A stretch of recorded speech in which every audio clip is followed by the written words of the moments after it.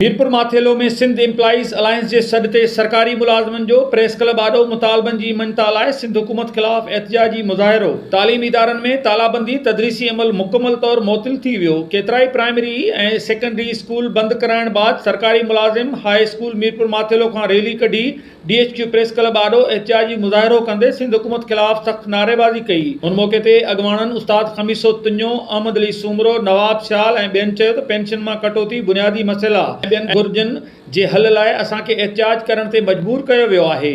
Pension में कटौती करे असां एम्प्लॉइज़ सां नाइंसाफ़ी कई पई वञे। असां जाइज़ मुतालबा आहिनि जेका नथा मञा वञनि, जेका संदन नाइंसाफ़ी आहे। जे हिकिड़ो कातिलानो नोटिफिकेशन निकितो उनजे ख़िलाफ़ असांजो ही एहतिजाज आहे। जीअं त गवर्नमेंट ॿिनि पाकिस्तान जी गवर्नमेंट में 4 सूबा आहिनि, 4 सूबनि में 3 सूबा ॾियनि था, सूबो सिंध असांखे नथो ॾिए। इन हवाले सां असांजी पूरी सिंध सरापा एहतिजाज आहे। मूंखे अफ़सोस सां चवणो पए थो त उस्ताद बल्कि पूरा मुलाज़िम रोडनि ते आहिनि। असांखे अफ़सोस आहे अवाम जो, उन्हनि जे जेको मुस्तक़बिल जो म्यामार आहे शागिर्द उहे घर वेठा आहिनि। जेको अवाम खे तकलीफ़ आहे असां गवर्नमेंट खां इहो मुतालबो कयूं था त अगरि हू असांजे मुतालबनि ते गौर न कयो, असांजे मुतालबा न मञिया त असां 6 अक्टूबर ते बिलावल हाउस ते धरनो हणी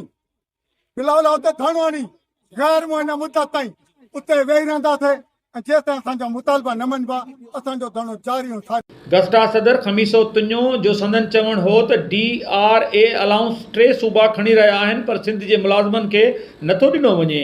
सपला अॻवान इशफाक मशहूरी जो चवण हो त जेकॾहिं असांजा मुतालबा न मञिया विया त 6 अक्टूबर ते बिलावल हाउस आॾो कराची में धरनो हयो वेंदो। कैमरामैन टीम सां गॾु अशरफ बुखारी, मीरपुर माथेलो। जो कि सलाहकार हैं, मिनिस्टर हैं, उनको ये पता नहीं है कि सूबे में क्या हो रहा है और उसको ये भी पता नहीं है कि कोई ऐसा कोई कानून उन्होंने लाया है।